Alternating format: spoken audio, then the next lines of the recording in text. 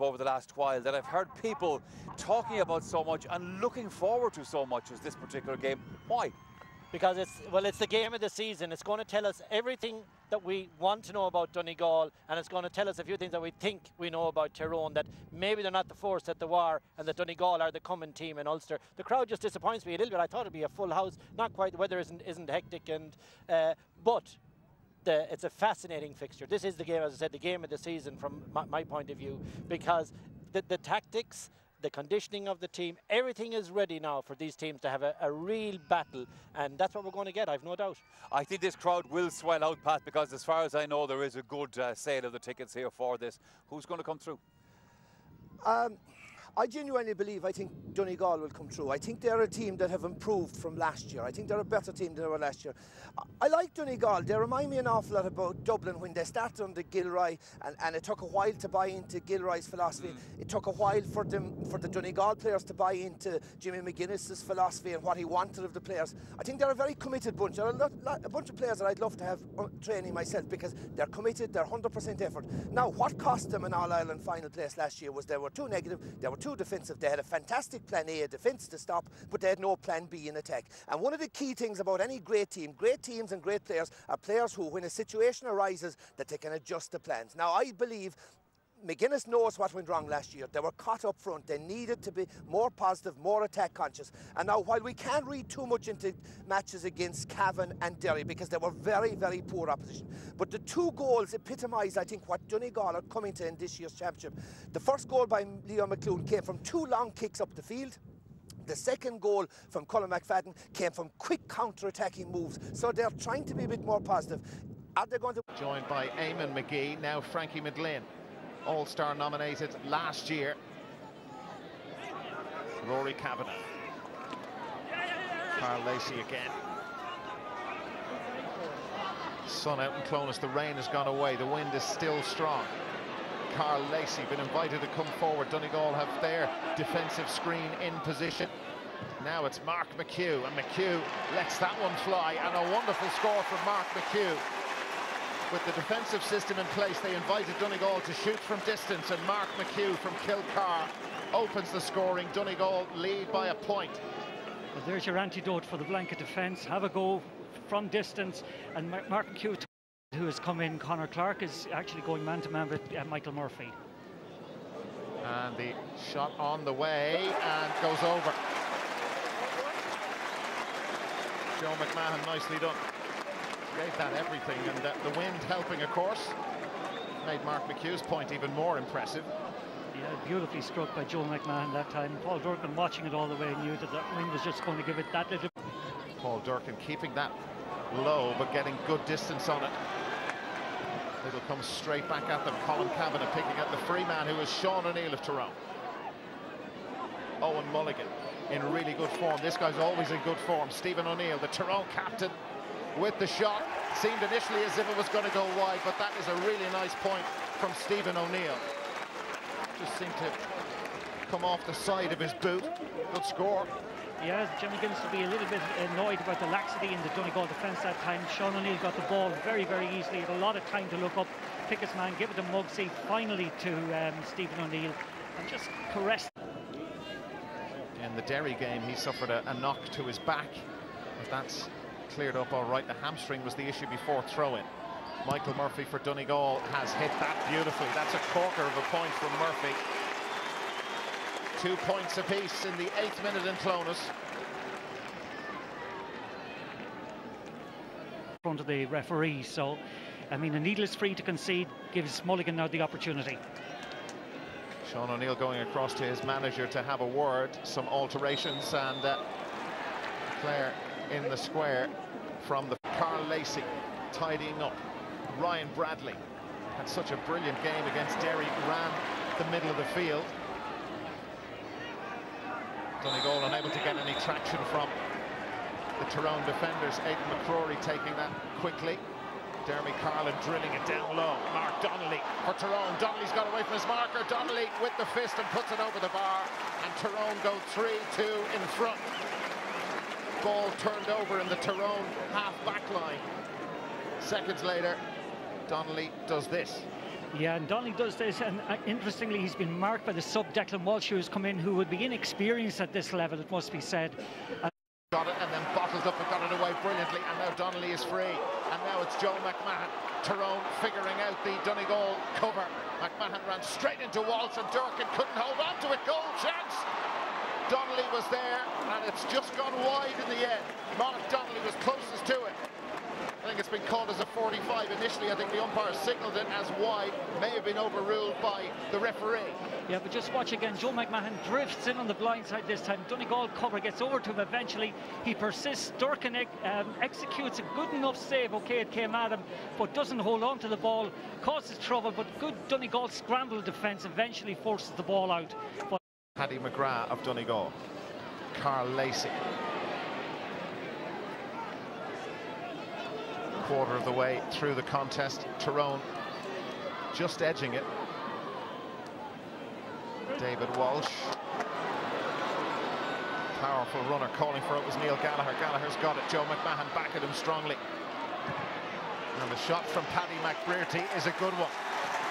Really nice score. Credit to David Walsh, Gallagher, and the finish from Paddy McBrearty was super. Well, that's simplicity in essence, it must be said. Like, good work, it must be said, first of all, by Neil Gallagher. And that's the second good quality long-range shot we've had. McHugh earlier on, his clubmate McBrearty that time. And for a young lad, he's getting certainly... 3 times we've been level. Penrose just snatched at that. Again, a free taker of his quality, missing it on that near side. He'll be cross with himself. The defence is very much on top, though. Peter Hart flipping that out to his left. Conor Clark. Justin McMahon, who was unable to make the starting 15. Conor Gormley had to think quickly, and he did. McMahon watching from the stands, we're told. Aidan McCrory just missed one game of their 12-match unbeaten run, and now Conor Clark showing the forwards how to do it, and that will do his confidence no end of good. But he's the sort of lad, and you can see he doesn't need a confidence boost. He's high on it, and Tyrone get their first point in 11 minutes and lead 4-3. Yeah, he just slalomed up the field that time without any pressure being put on him. Michael Murphy is supposed to be on him actually, but Michael Murphy had drifted into an attacking position. Probably didn't expect Clark to get the ball, but fair play to the young lad. He took the responsibility, executed the shot superbly, and that's a fine score for Tyrone. Brilliant from Ryan Bradley, but again they run into a wall of red and white jerseys. Colin McFadden, every time a Donegal man gets the ball, it's just a second or two before they're challenged. They're going to have a free though, and a chance for them to draw level. They have. Murphy trusts that style, and why shouldn't he? Level for the 4th time for the Magic. Looking a bit flummoxed by that right now. A wonderful little skill from Conor Clark. He looks like he owns the place. Here he goes again. He got 1 point from way out. Sean O'Neill. O'Neill given the opportunity to shoot, and that's a lovely score. Made for him by Conor Clark. Sean O'Neill with Tyrone's 5th point. Yeah, the absence of pressure that time on Clark and giving the ball to O'Neill, and in fact the absence of real pressure being put onto Sean O'Neill as he came forward will annoy Jim McGuinness somewhat, because they pride themselves. Has had a frustrating afternoon. Great shot there of Ryan McMenamin, just chatting with the referee, big grin on his face. Last minute of the first half at St. Tiernack's Park, and Clones and McFadden sent that very high, and it's very accurate. 5 points apiece. They've mapped each other all the way through. Level for the 5th time.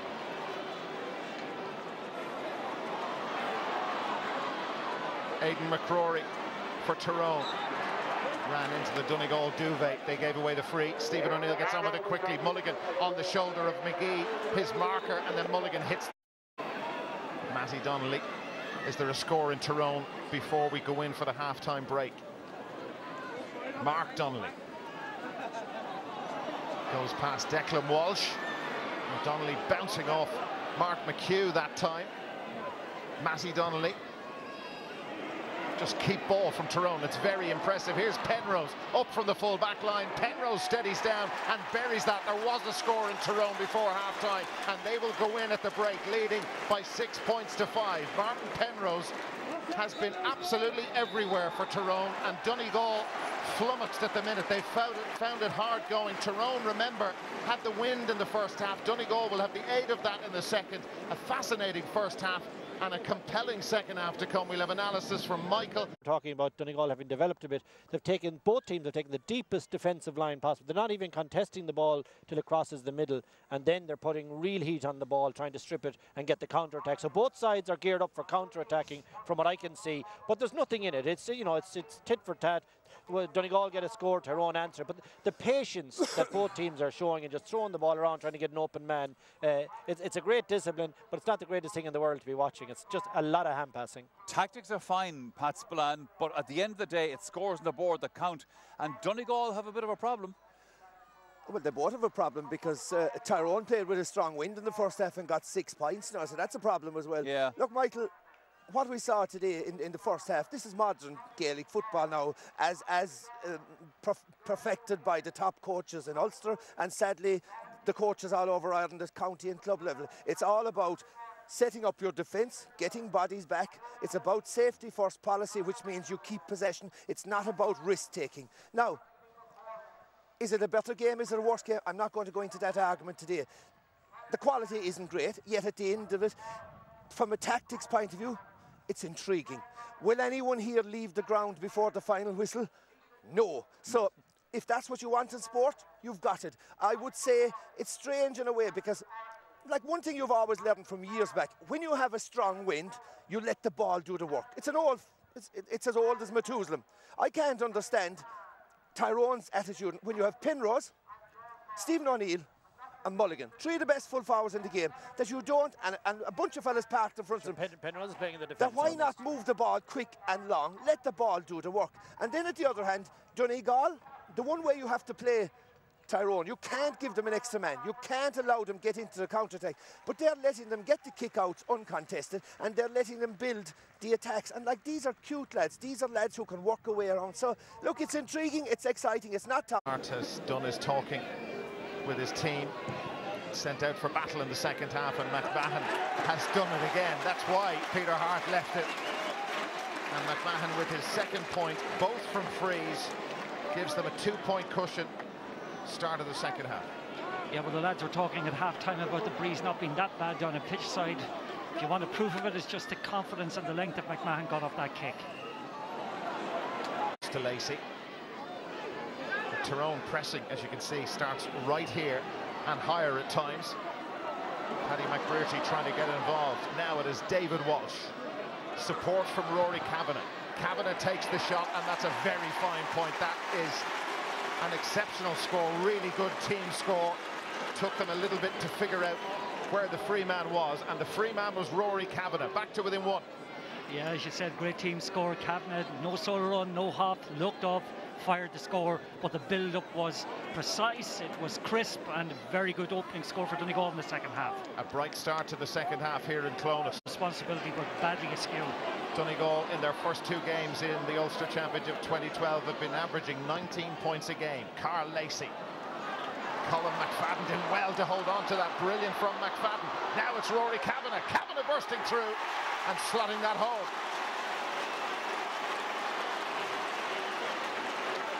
Level for the 6th time. Well, it must have been listening to the lads, I'm sure they weren't, but long ball in. A great win, it must be said, by Colin McFadden that time, but the angle of support that came from Rory Kavanagh was top. Sean O'Neill. Mark Donnelly has won some good ball for Tyrone. The Donegal duvet surrounding Stephen O'Neill. Joe McMahon, they move it quickly. Penrose spins it out wide. Now Dermy Carlin, the cornerback. The Tyrone fans like it, and the reason is because it's gone over. Great roar to greet that point from Dermy Carlin. Yeah, that's a fabulous score from Carlin. Actually, that move straddled the full width of the park. Good, crisp passes, hand passes, must be said, every one of them. But each one of them incisively executed, and the eventual result from Carlin was a very good Tyrone score.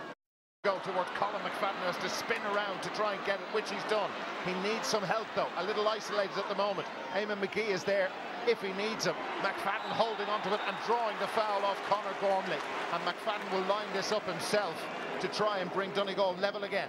Yeah, credit McFadden that time. The crossfield ball wasn't exactly favouring him. Just got a brief glimpse there of the Donegal players where he took his glove off. They wear these armbands. It has the Donegal crest on it. Some sort of messages. Jim McGuinness, the players use code words at times during the matches. So this is a point from Colin McFadden. And there you go, level for the 7th time. Palming off the challenges as they came to him. Neil Gallagher shifting it out to Ryan Bradley. Bradley to Frankie McGlynn. All very tight. Carl Lacey McGlynn was free. He didn't see him though. Mark McHugh lets it go. Ryan Bradley. Bradley missed one earlier, steadies down and gets that one, and that's a wonderful point for Ryan Bradley and for Donegal. They had to figure out the Tyrone cover, but boy they did, and they lead by 9 points to 8. But that was spawned by a wonderful piece of work in the first place by Colin McFadden. He held up 2 or 3 tackles. He withstood some very aggressive belts, managed to hold on to the ball, recycle it to the far side. Donegal men coming towards the Tyrone man in possession, and Penrose surrounded by 2 more Donegal players, and that is a free out, I think, a foul on Joe McMahon. And Colin McFadden in trouble with the referee. Yeah, Neil Gallagher that time dispossessed the Tyrone player very well. McFadden that time, a bit in conditions in many respects for the type of tackle he executed there, but it's going to earn him a yellow card for his troubles. I think a little bit harsh, actually. The sun's out. Mark Donnelly is ahead of it, and Matty taking a fair bit out of that. Mark Donnelly, Peter Hart. Lovely spin around. What's coming at the end of it? Hart holding on to possession well. Freeman screaming for it right down the middle. Ronan McNabb just inside the Donegal 45. He's going to drop that one short, though. There was a foul in there, surely by O'Neill. Seemed to nudge the defender out of the way. That's exactly what Paul Durkin is screaming at the referee. The ball goes wide anyway. Well, I think that's cuteness from Stephen O'Neill. He nudges his body into him in a very subtle kind of a way, and as a consequence wins the ball. But then, having put himself in an advantageous position, blazes it uncharacteristically wide.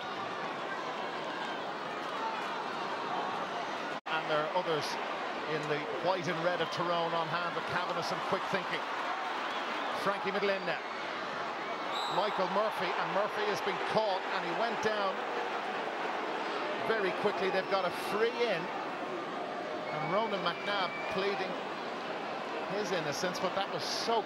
Definitely at worst 50-50. So Michael Murphy for a 2-point lead. Heading into the final 10 minutes at St. Tiernack's Park, and Murphy has recovered from his fall and slotted it over the bar. Well, we've had actually a 12-minute period there with an awful lot of endeavour from both sides, but no scores. Going into the athletic grounds in Armagh 3 weeks ago for the Armagh-Tyrone game. Back part of the panel flying fit, and it's Matty Donnelly who's going off. So Brian McGuigan back in the Tyrone colours in the Ulster Championship. And if ever a stage was set for a game changer, it's for this guy. But a poor kick out from McConnell. The short one didn't work. Carl Lacey puts it over, and McConnell really punished for the error. 11-8. That's a huge error, must be said, by McConnell. His kickouts have been the essence of, his sense for the most part and accuracy for the most part. But he badly flipped his lines that time. And just a lovely run from Lacey. Didn't just think twice about it, just tossed it over the bar. The Ulster champions with a 3-point lead. Must cover an amazing amount of ground in any match he plays. But they all do these days, every one of them supremely fit. Colin McFadden, it's another great take from McFadden on the 45, puts the head down, shoots, and that is a corker of a point. Are they heading towards the Ulster final? Still a long way to go, but that attacking intent there, and And McFadden, if you give him the ball, he can do this. Yes, and they've put together a lovely necklace of 5 points in a row. But McFadden that time, we talked about earlier in the game how he wasn't getting in the end of moves. He's had in the dugout. And Joe McMahon really needs to send this over. Outside of the right boot, it's going to tail away. Durkin had to play it. 45. 11 has a clear picture of what happened, and well, Tyrone want to take and get going again quickly. The ball has ended up over the bar, but the referee isn't happy. That was a pretty good finish from Conor Clark. Yeah, but the net result of all of this is that we've had 2 minutes now at least of non-play. 2 minutes that has suited Donegal to the ground, and just the clock is just moving on. He's over now talking to Colin McFadden, and McFadden has got the line.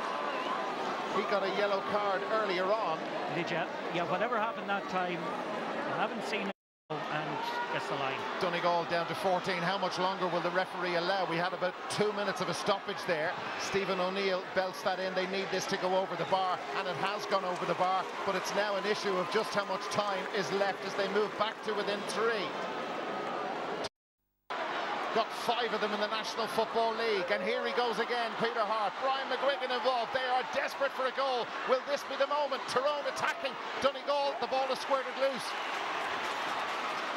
and McGlynn able to clear, and now Rory Kavanagh. That was the moment for Tyrone, you feel, but will there be another one? That was the moment. That was a wonderful bit of defending that time, the way the ball was stripped, I think, of Stephen O'Neill as he was coming through. And the referee goes back. I think there's another substitution. The stoppage for the McFadden sending off. The referee will let it develop a little bit more. Tyrone need a goal. Penrose, and Durkin with a brilliant save. It didn't go over the bar. It came off the woodwork and out for a 45. Tyrone are not gone yet, but Durkin with a wonderful save. Well, I thought the last day against Derry he made the save of the season, but definitely that there is just exceptional piece of reaction saving by. Just watch Penrose, beautiful dummy, and the way he just got the foot to that ball, deflected it up onto the upright. That was a magnificent and an inspired save for Donegal, and it keeps them, from losing a game that they should be home and Here's home. Gormley drilling that in. He's put it over. Now they are back to within 2 from the 45. Gormley puts it over. For 4 minutes of added time now. Will the referee blow it up? Donegal lead by 2, and they are into the Ulster final. They have beaten Tyrone for the 2nd year in a row, and they'll play down in the middle of next month in the Ulster final. Yeah. What a finish. Oh, what a finish. Again, we'll just remember that save for a long time. But I must say, just Donegal had a calm authority about them. They were heroic through it. So many of the players were heroic. But I just thought, as I said earlier, Ryan Bradley outstanding in midfield. That save at the end, though, is the thing we'll remember the game for. Maybe had it waited a minute longer. The lads were saying there, Paul Durkin will remember that save for a long time. Donegal will remember it, and Tyrone will probably remember it as well, Kevin. What a finish. It was an incredible finish, and this is how close the teams were. A kick of a ball, that ball goes into the net. In fact, even when he put it up onto the post, if it had dropped short, even Colin Kavanagh was there just to tip it into the empty net, but the ball broke. The advantage went to Donegal, the bit of luck went to Donegal, but it was a brilliant save from a bit of Penrose magic. The hop dummy that he came inside, and you say he's got to score this, and the goalie makes an incredible save. But that's how tight the game was. It was always going to be a very small incident, or just a little bit of momentum that Donegal got there about midway through the second half, and they pushed on, and that was enough in the end. Yeah, Tyrone could have got a replay out of that, Pat. Question is, would they have deserved it? Didn't Donegal deserve to win? Michael, they would not have deserved a replay. The better team not by a mile, but the better team won. This was, a team on the way up against the team on the way down. This is Jimmy McGuinness' 2nd year in charge, and you can see. Fantastic now for the boys to be heading into an Ulster final. 3 of the best weeks of their life again for them now, and it's just great that they get that opportunity, and hopefully now we can just go the last leg of the journey. Yeah, indeed, and there you see that Donegal, you had your son playing in the match, and obviously it's kind of maybe difficult to watching a game from that point of view. But you were saying Jim McGuinness made a really tough call, and you admired his selection. A tough call to make. Liam McGillen's from his own club and had played well in the matches, and you know, Rory Kavanagh was fit again and back, and he made a decision before the match to drop his own club man to put Rory Kavanagh back in. Proven right. Rory Kavanagh had a great match and scored the 2 points. But that's a big call to make. And I mean, you know, we know he made the Kevin Cassidy call during the year, and he wasn't afraid to make it. He's not afraid to make the big calls, which, you know, which managers have to do now. And I mean, you can see it. The players are playing for him. They're all out in the field. You know, he's a whole lot together, and you know, it's a very united squad. But it's interesting, Des, I was saying that to you off air there about the intensity of the first half of that match. Now, it wasn't enjoyable to watch, but it was like a boxing match. And even at Mark and Patrick and Bertie home in the car, and they were just saying they never played in a match with the high intensity it was in the first half of the match. Now, from a physical point of view? Yeah, physical. It was just like it was like playing a game of chess. You were just coming up the field, getting hit, losing the ball, a lot of players behind the ball, and the ball going back down the field. Now, look at. I don't blame the managers. You know, managers have the rules are there. They're coming up with these rules. I think the GAA is going to look at changing the rules. I think we're going to have to keep 4 players up the field or something like that there to make it more exciting to watch and that there. Because it's great to watch. I was watching the battle of the two managers, the switches, and people made. Tony Donnelly stayed up on the stand for the first 10 minutes, coming down the crowd, coming down to Mickey Hart. It was great to watch that end of it. Yeah. But from a neutral's point of view, watching it, it wasn't a great game, and especially it wasn't a good first half. And just out of curiosity, given it was so physical, did Mark and Paddy enjoy that game? Yeah, they did. You know, winning it. When you win, yeah, it's all about winning. Do you enjoy the match or not? I don't really enjoy it. I mean, they played for the club today. The two of them go out today to play for the club in a league match. But I think that, look at it, you know, it's the way football's gone. I mean, it's great to say, you know, we know that the name that we had in the past is, you're married to a Donegal woman, you know, the name we had in the past, and it's great now that, you know, we're up there with the teams, and, you know, we're getting credit there. And no team has ever won the Ulster title twice from the preliminary round, and Donegal have never won it back to back. So look at there, with a chance there. There's a kiss of death if ever I saw one being landed on the lips of a team. Where do Donegal rate, Kevin, in your book now in relation to the All-Ireland? Well, up there, because they're now in the last 12, obviously, when you get to the provincial final. So the expectation is that they're going to be playing in the quarters on the August bank holiday weekend. And once you get to there, anything can happen. You know, are they better than top 8 in your view? Oh, yes. Yeah, they are. They're, I would say, around 4 or 5. This weekend, my estimation, everybody came back into the pack a bit. In previous weeks, as we were analysing the championship, I thought Dublin and Cork were moving ahead. Yeah. Kerry were coming back into the pack. Donegal thinking of moving ahead. But after what I've seen this weekend, I think now there's 6 or 7 that if they hit a bit of form for 4 to 6 weeks, could actually win the All-Ireland. Yeah, I think there's maybe 6 or 7, but you know, we thought Donegal, you know, from this weekend, Donegal and Tyrone were thereabouts. But Roscommon ended up beating Armagh today, you know, and Galway had hammered Roscommon. Yeah. I mean, where does Tyrone, you know, Tyrone, Armagh could have beaten Tyrone. Didn't you say Meath hammered Louth in the final league match of the other way around? Louth hammered Meath. And now look where we are today, Meath in fantastic nick, heading towards the Leinster, Louth going out of the championship. So, you know, I thought we should always have known this, that on any given day, if you're well prepared and up for it, you have a chance of winning big.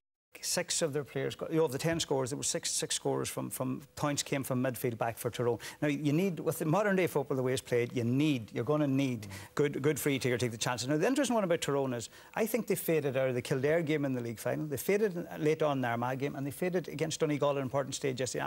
I don't know about their fitness, but it's interesting to see that. And suppose the big question I ask about Tyrone is, when these older players retire, the lads are there, you know, you don't think underage success doesn't mean you're going to be successful at senior level, and just where they're going to be 3 or 4 years' time. We see where Derry are now, and a lot of underage success. Where will Tyrone be? That'll be interesting one in 3 or 4 years' time. All right.